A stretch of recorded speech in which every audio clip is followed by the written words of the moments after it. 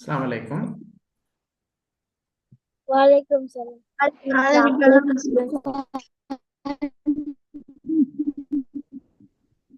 Okay, நாங்க இன்னைக்கு தென்னை மர கும்மி படிக்கணும் இல்லையா? அப்படித்தானே? ओ ம். सर। ஓகே, கவனிங்க. தென்னை மர கும்மி. கும்மி பெரும்பாலும் பெண்களுக்கே உரிய கிராமிய கலை வடிவம். கும்மி என்பது பெண்களுக்கே உரிய கிராமிய கலை வடிவம். ஓகேயா? மைக்க மியூட் பண்ணிக்கொள்ளுங்க பிள்ளைகள். ரைட். கும்மி பெரும்பாலும் பெண்களுக்கே உரிய கிராமிய கலை வடிவம். பெண்கள் வட்ட வடிவமாக கூடி நின்று கைகொட்டி ஆடுவது கும்மி என்று சொல்லப்படும். கும்மி அடிக்கும் போது ஒரு குத்து விளக்கையோ கிருஷ்ணன் கடவுளின் சிலையையோ நடுவில் வைத்து அதை சுற்றி பல பெண்கள் பாடிக்கொண்டும் கைகளில் தாளம் கொட்டிக்கொண்டும் குனிந்து நிமிர்ந்து ஆடுவர். ரைட். உங்களோட கொப்பியை எடுத்து இன்றைக்கு டேட்டை போட்டு விஸ்மில் சொல்லி சரியா இந்த இந்த இவ்வளோத்தையும் எழுதி கொள்ளுங்க. இந்த தென்னை மர கும்மி என்று போட்டு இந்த கும்மி என்றால் என்ன? யாராவது கண்டுக்கிறீங்களா? கும்மி டான்ஸ் கண்டுக்கிறீங்களா? அப்படியே கண்டுக்கிறீங்களா? ரைட். நீங்க இதை எழுதுங்களே, நான் காட்டுறேன் உங்களுக்கு.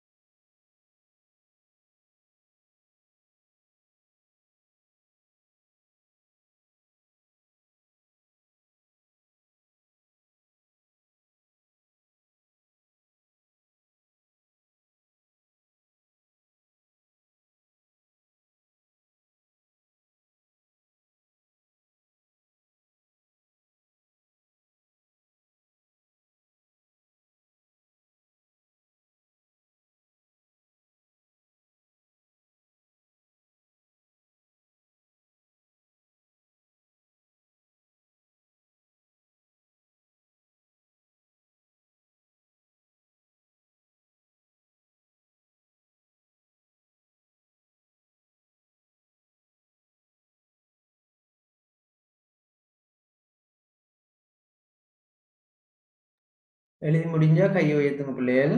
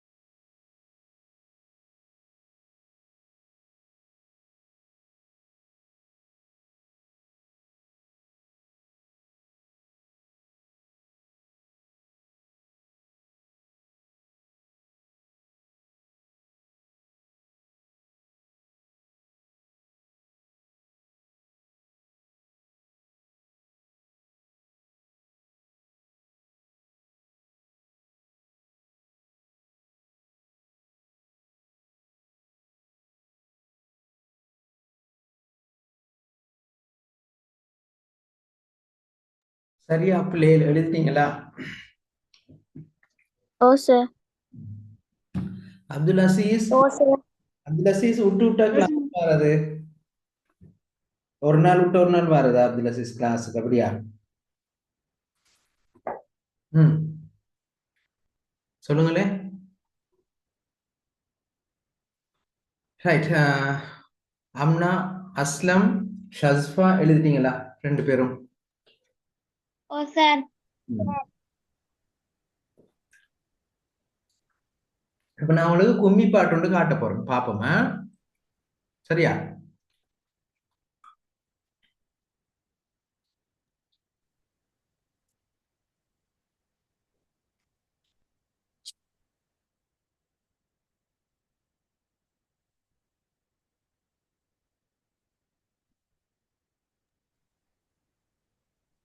பாட்டு சத்தம் கேக்குதா பிள்ளைகள்?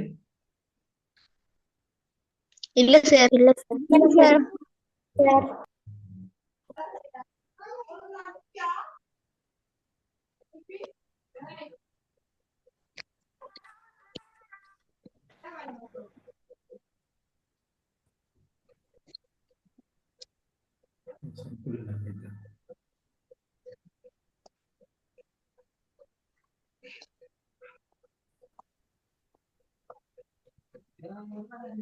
வளையல் ஓசையோடு தன் வருங்கால ஆடிப்பாடும் குதூகலமான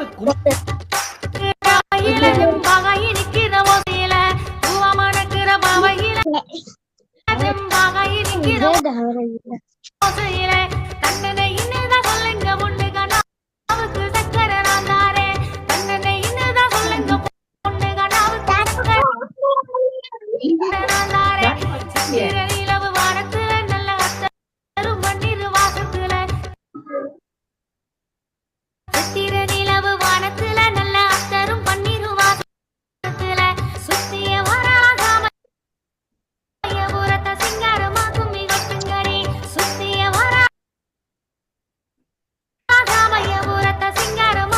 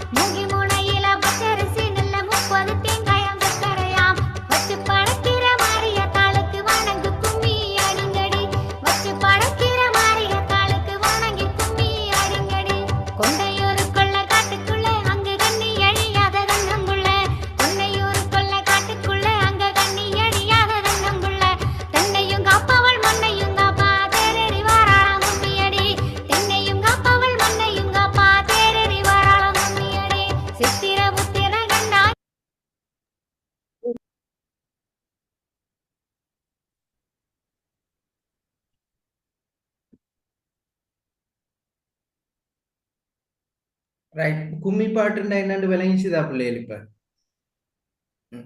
ஓ சார் ரைட். ஓ சார் பாட்டு அப்படி ஓ சார் பாடுவாங்க தானே? ரைட்.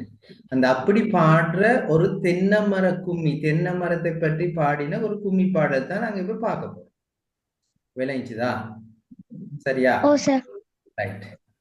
பாருங்க. தென்னை மரமே தென்னை மரமே ஏன் வளர்ந்தாய் தென்னை மரமே. இப்ப தென்னை மரத்துல கேக்குறாங்க, நீ ஏன் வளர்ந்தாய் என்று. நான் வளர்ந்த காரியத்தை நாடறியாரோ, ஓங்கி வளர்ந்த கதை ஊரறியாரோ. அறியாட்டாட் சொல்லுகிறேன்.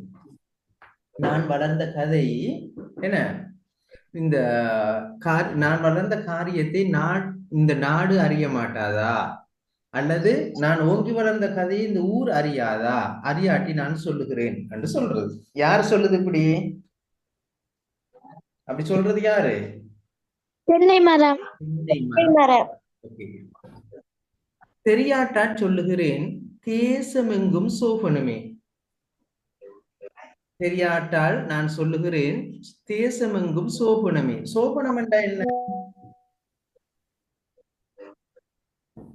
சோபனம் என்றா என்ன?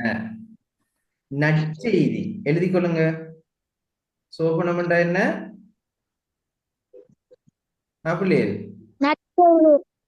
நற்செய்தி. நற்செய்தி.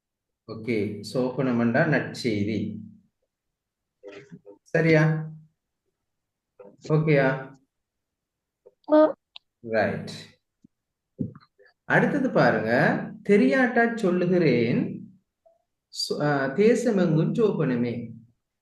தென்னை மரமான வகை தெரியப்படுத்துகிறேன். நான் தென்னை மரமான அந்த செய்தியை நான் தெரியப்படுத்துகிறேன். சரியா? மரமாக நான் வளர்ந்து மண்டலத்தில் உள்ளவர்க்கு. மண்டலம் என்று சொன்னா உலகம். மண்டலம் என்றா என்ன? உலகம். மண்டலத்தில் உள்ளவர்க்கு ஏற்றம் இறைப்பதற்கு இசைந்த கயிறாவேன். ஏற்றம் இறைத்தலண்டா இந்த தெரியுமா உங்களுக்கு? வயலுக்கு தண்ணி பாய்ச்சுவாங்களே, அதுதான் ஏற்றம் இறைத்தல் என்று சொல்றது. Hello,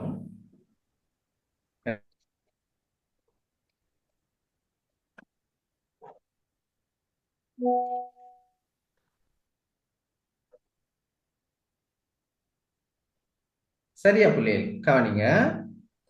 right. பாருங்க. தெரியாட்டா சொல்லுகிறேன் தேசம் எங்கும் சோபனமே, தென்னை மரமான வகை தெரியப்படுத்துகிறேன். மரமாக நான் வளர்ந்து மண்டலத்தில் உள்ளவர்க்கு. மண்டலம் என்றா என்ன? உள்ளவருக்கு. சரியா? மண்டலத்தில் உள்ளவருக்கு.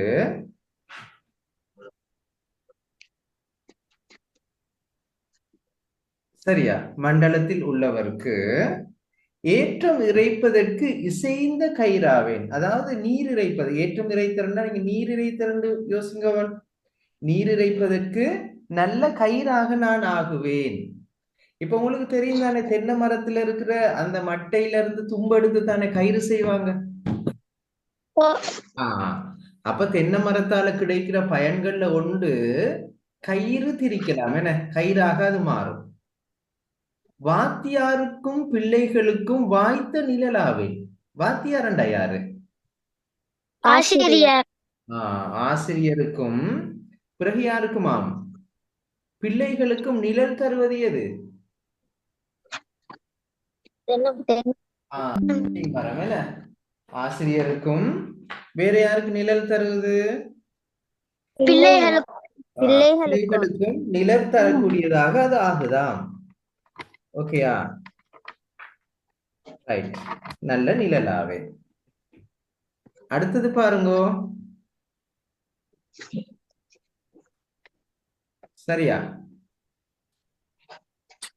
ரைட்.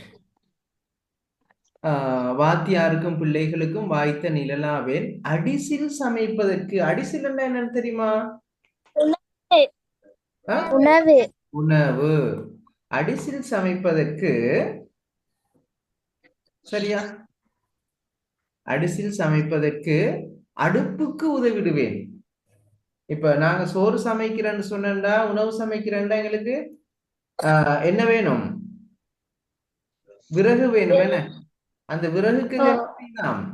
உதவுதா? அடிசில் தென் சமைப்பதற்கு அடுப்புக்கு உதவிடுவேன். தென்னை மட்டை ஓலையாகி தேசத்தில் உள்ளவர்க்கு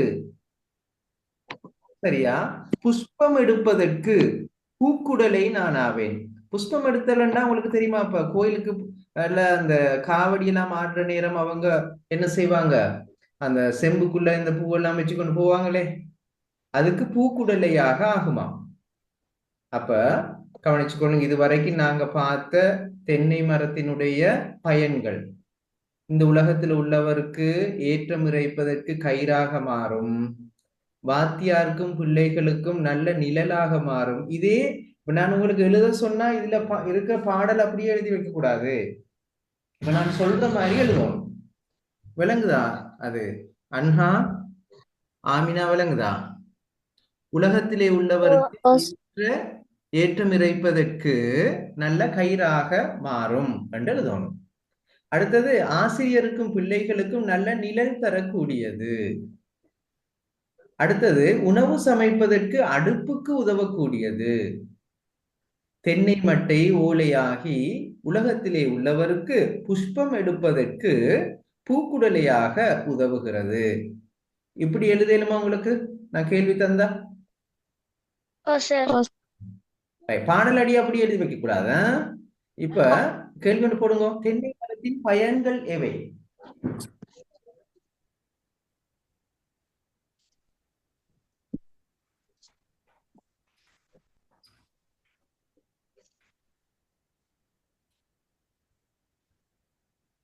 தென்னை மரத்தின் பயன்கள் எவை?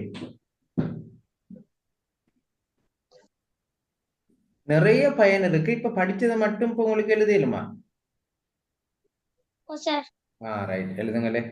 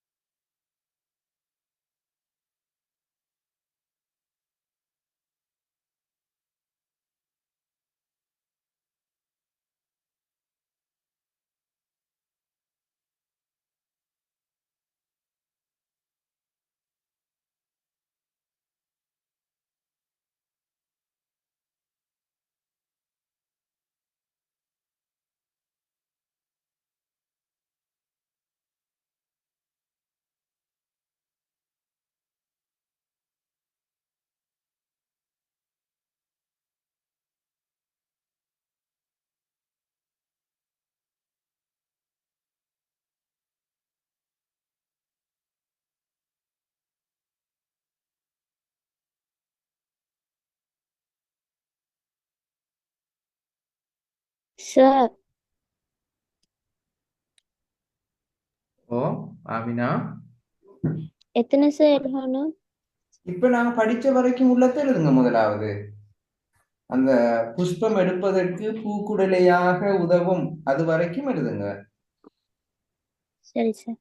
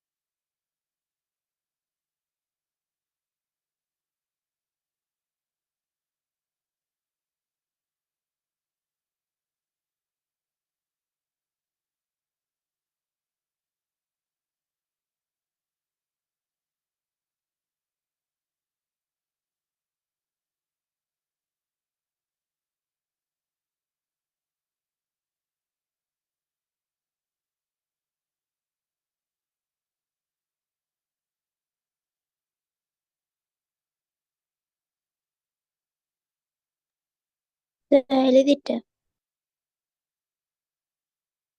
ஆமினா எழுதினது சொல்லுங்களேன். தென்னை மரத்தின் பயன்கள் இவை.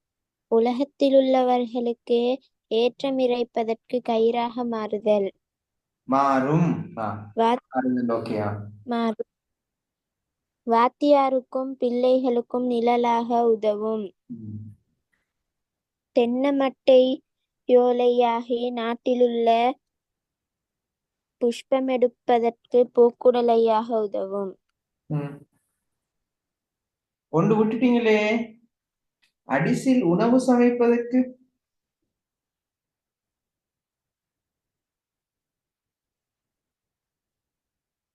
ஆமினா, உணவு சமைப்பதற்கு. சரி சார்.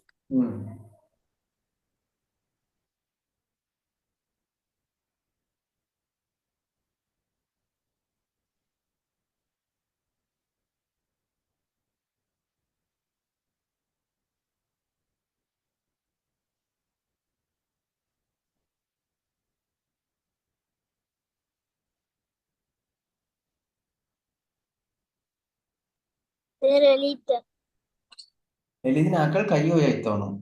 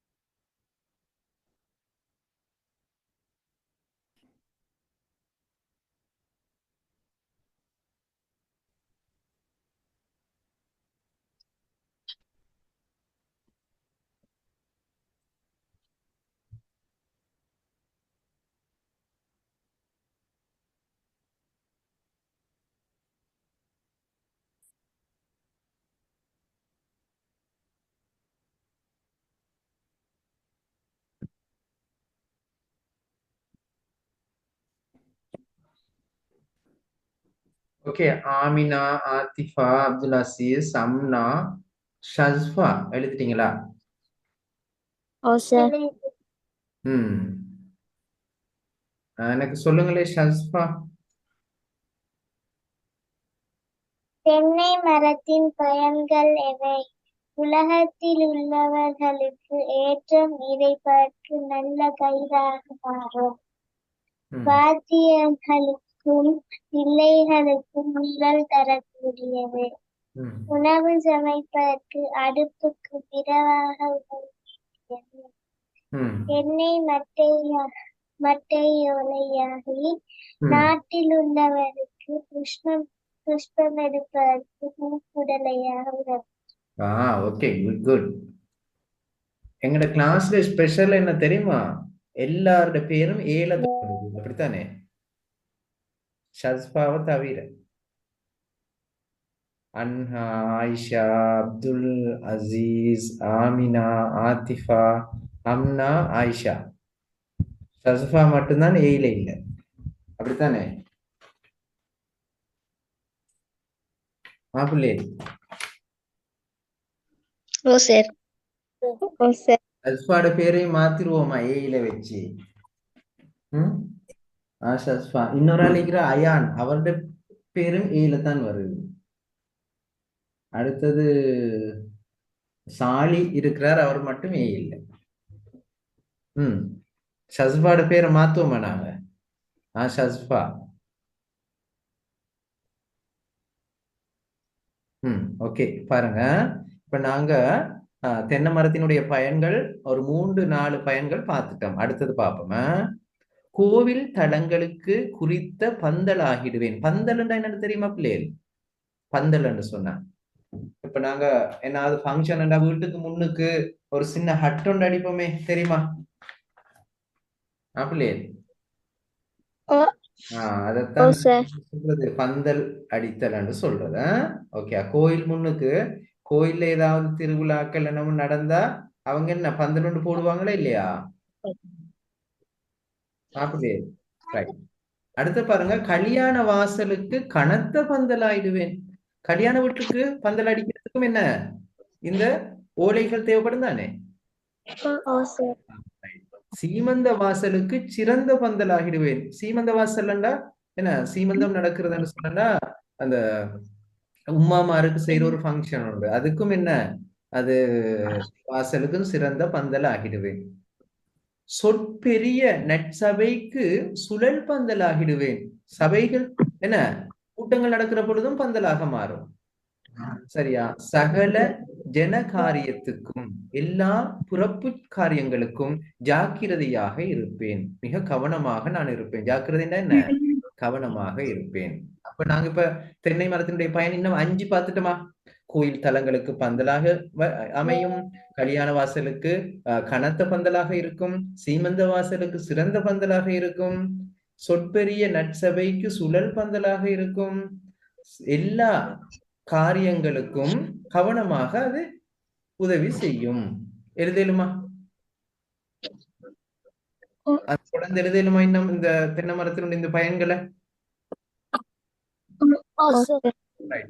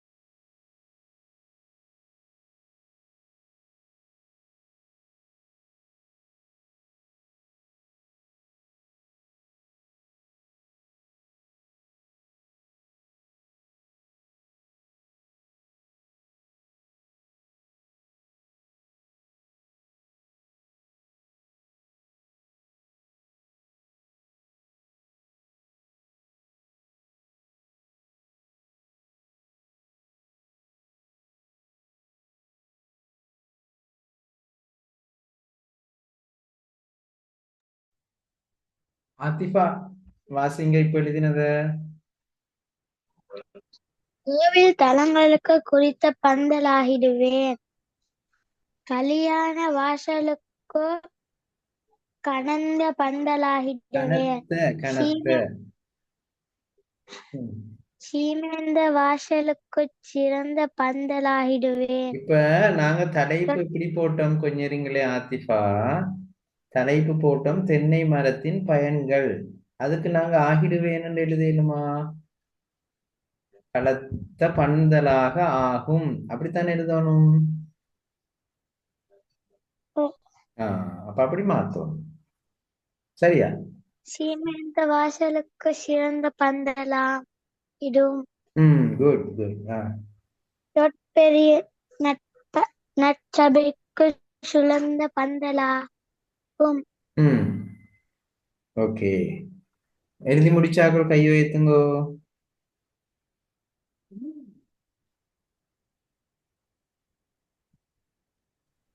நான் சொல்லவா? கோயில் தலங்களுக்கு குறித்த பந்தலாகும். கல்யாண வாசலுக்கு கனந்த பந்தலாகும்.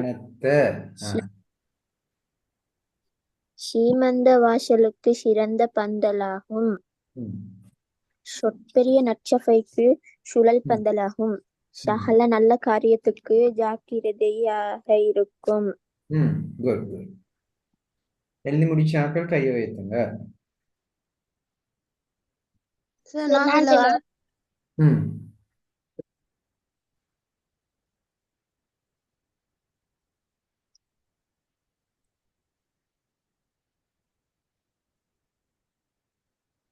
சொல்லுங்க. கோவில் தலங்களுக்கு குறித்த பந்தலாகும். கல்யாண வாசலுக்கு கனத்த பந்தலாகும். சீமந்த வீட்டின் வாசலுக்கு சிறந்த பந்தலாகும். சொற்பெரிய நற்சபைக்கு சுழல் பந்தலாகும். எல்லா ஜனகாரியத்துக்கும் ஜாக்கிரதையாகும். Okay, good good. அப்ப நீங்க என்ன செய்யுங்கன்னா, இதை எழுதி எடுத்துக்கொண்டு, நாங்க இன்னைக்கு படிச்சது வரைக்கும் எழுதி எடுத்துக்கொண்டு அடுத்த கிளாஸ்ல ஜாயின் பண்ணுங்க. சரியா? அஸ்ஸலாமு அலைக்கும். வலைக்கும்